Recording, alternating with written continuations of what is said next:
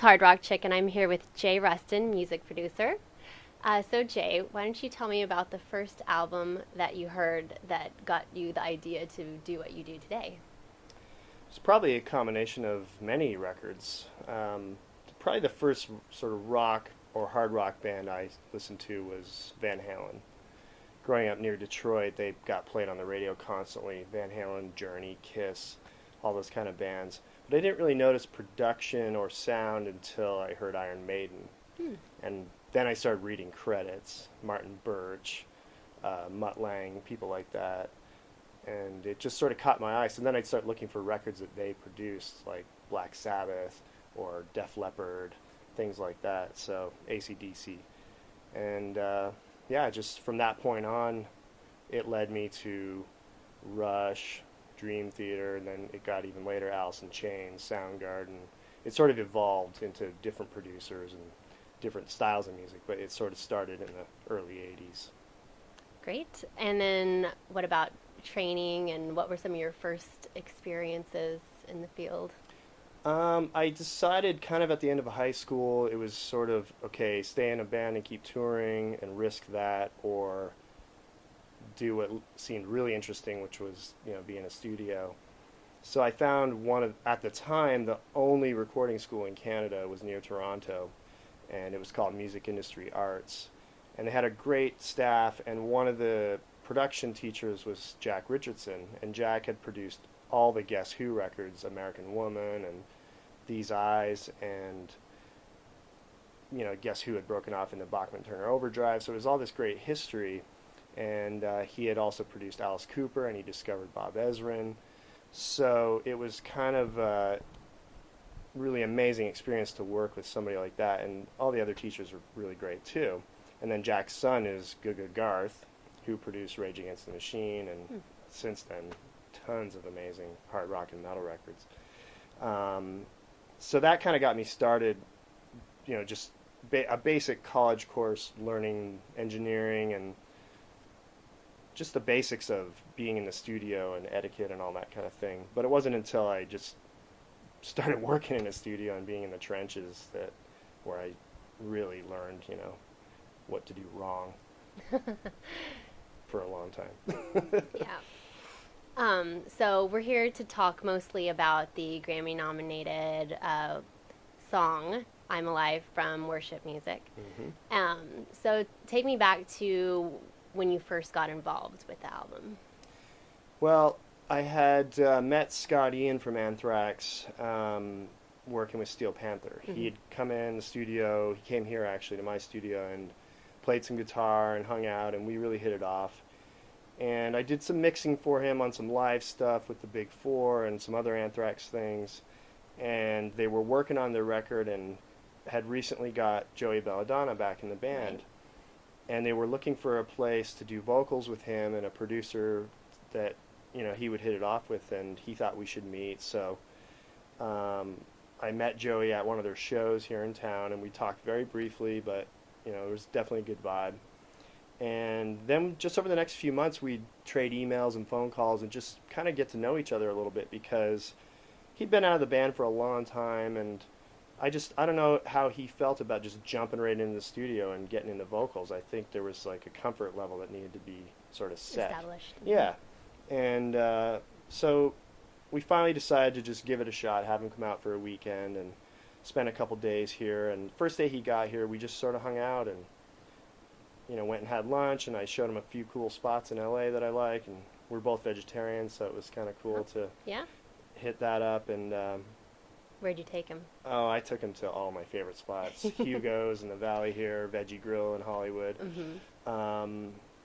I'm actually vegan, but he's vegetarian, so I gave him lots of options. But anyway, we decided to just rip into this song Crawl, which is on the new EP that's coming out, and he just killed it. I mean, knocked the whole song out really quickly, and I knew right away that the record was going to be amazing and that he was going to just blow the band away and then subsequently the fans. So it was an exciting moment that first couple days, realizing that, and then the other songs, he just started knocking them out and putting his own spin on things, and it was pretty amazing to watch. So, were you an Anthrax fan going into this? Had you seen them before? Had you followed their music much? Absolutely. I saw them many times from about 1989 all the way through, the 90s, probably a dozen times, and knew their material inside and out and had every record. So it was really easy. I knew exactly how it should sound. It just was without even thinking about it, which was nice.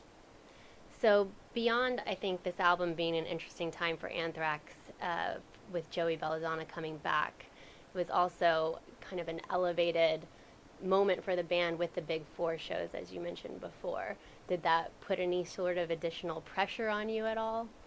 I didn't feel pressure. It was more excitement, actually, just because that made us realize that as we were making the record, they had Big Four shows. Like, he would have to leave and go to Europe and play for 70,000 people and huge. All these great shows. And then they did the California Big Four, and we were basically finished the record at that point. So it was tough for me to go to there and see all the other bands and his friends, and none of them have heard it yet. Yeah. But we're trying to tell them how amazing it is and how great it's going to be. And they might have heard a song or two, but nobody had really heard it all mixed and finished and done. So it was more of an excitement thing. There was no pressure because we knew that I knew the songs were great, and we knew we had great vocals. So that was really all that we were thinking about.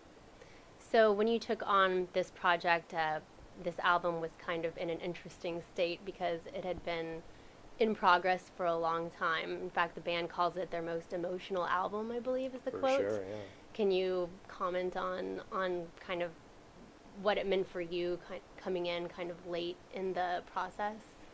Yeah, I mean, the record was musically was totally finished, and they had attempted to do some vocals with the previous vocalist, and they just decided to make a change and felt like Joey would be the classic fit. He was the original singer, and it was obviously the right decision. So coming in that late, to me it was just like I had a record with no vocals on it. I didn't really listen to what was there. If anything had been recorded, I didn't want to hear it. It was more about, all right, if you have melodic ideas and lyrics, obviously we'll take those, and how far can I take it? Can we veer from that? Where do we need to stay? So once I had that sort of roadmap of how far I could push things, then I knew how far I needed to push Joey. And when he just wanted to go off and do his own thing and experiment, that was good too. So I wanted to have some leeway, but again, some of the stuff was already written and sort of figured out and really strong, so I also wanted to be true to that as well. So it was kind of a bit of both happening. So the particular song that's nominated, I'm Alive, do you have any specific story you can share about the creation of that song? Yeah, definitely.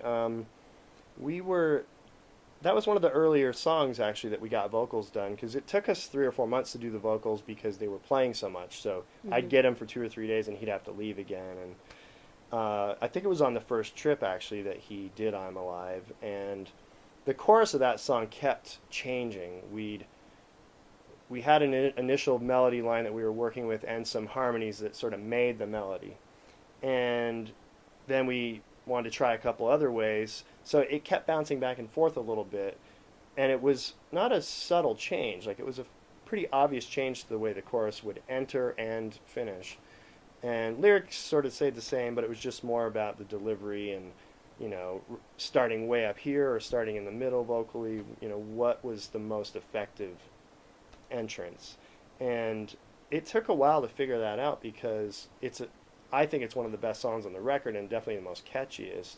So for radio, I'm thinking this is one of the songs that's got a chance, to get on radio. And with hard rock and metal, it's tough to get radio anyway. Yeah. So I definitely put a lot of thought into that.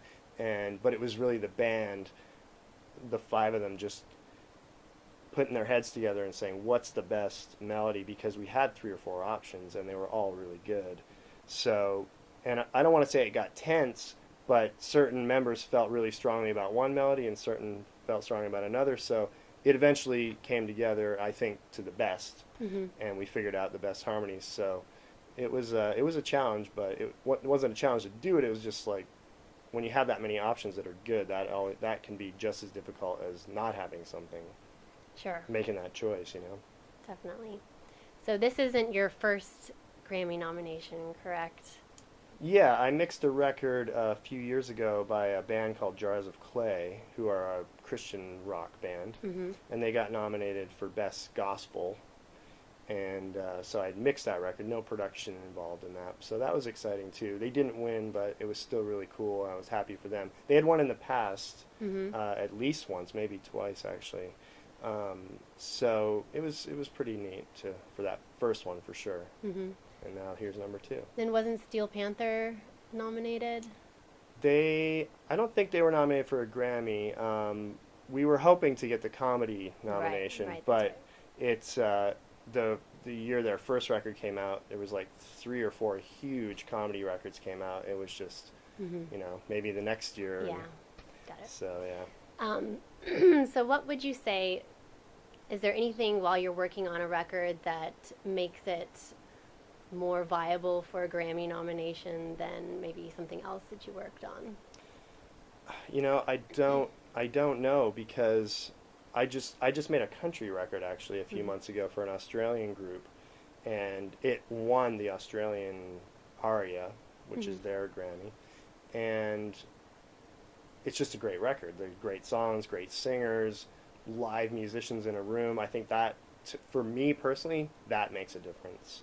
And the Anthrax record is the same way. A bunch of great musicians playing together in a room, and it's not all fixed and chopped and destroyed in the computer. And, you know, both those records have something in common. Even though they're completely different genres, it was a vibe in the studio with great talent and great songs. So I guess that's the key. Seems fairly obvious. Yeah. Well, obvious, but probably difficult. Yeah, I mean, obviously there's, you know, to even get a nomination seems to be a process, but, you know, I don't even know what that is. I'm just in here all the time, so. Yes.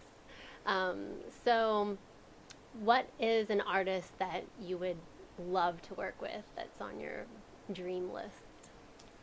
I mean, a lot of people always, it depends what genre, you know. There's certain singers I really would love to work with.